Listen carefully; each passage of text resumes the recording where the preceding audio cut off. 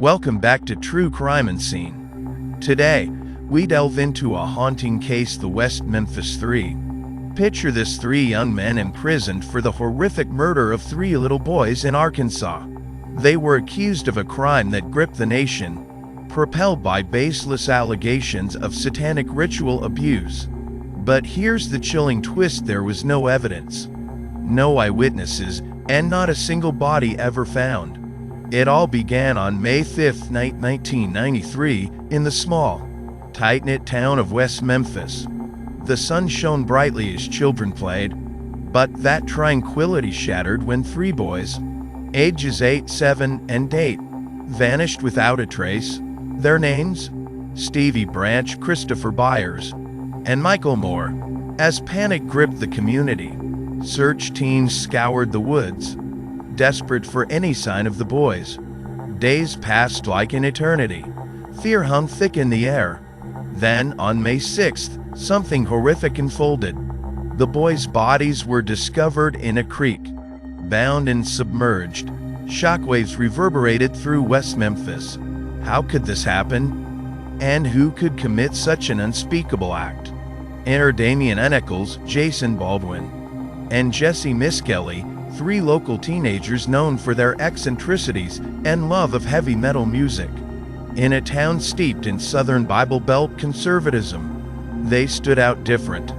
Their goth style and alternative lifestyle drew suspicion, painting them as outcasts. Authorities quickly zeroed in on them. With no leads or evidence, they created their own narrative. Allegations surfaced: claims of satanic rituals and animal sacrifices. The local media sensationalized the entire ordeal, amplifying fear and outrage. As whispers morphed into roars, the stage was set for a trial bombarded with baseless accusations. Yet, the trials of the West Memphis 3 became a circus. Miskelly, the most vulnerable of the trio, was questioned for hours, under extreme pressure and intimidation. He offered contradictory confessions, later recanting them completely. Despite this, the prosecution seized upon his words, twisting them into a narrative of guilt. The courtroom buzzed with tension. With skin evidence nothing but the boys' grisly fate, the jury delivered a verdict that shocked the world: guilty. Eccles drew the death penalty. Baldwin and Miskelly received long sentences. Just like that, 3 lives were shattered, imprisoned by fear and hysteria. But the case was riddled with inconsistencies. Eyewitness testimonies conflicted, and critical evidence was mishandled. Why were no forensic links made between the boys and the accused? And how could a community, gripped by grief, opt for scapegoats rather than seeking the truth? As the years went by, advocates rallied for the trio. Documentaries were made, sparking public interest and growing outrage. Questions went unanswered, and the doubt over their guilt festered. Who really killed those boys?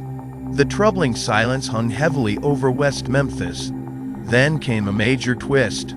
In 2007, new DNA evidence emerged. It belonged to an unidentified man, not connected to the West Memphis 3. Could they have been wrongfully convicted all along? The public's perception shifted. Protests grew louder.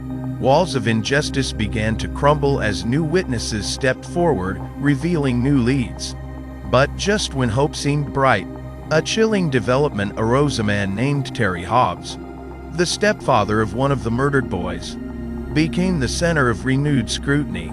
He had been present during the boys' disappearance and maintained a questionable alibi. Why had he never been thoroughly investigated?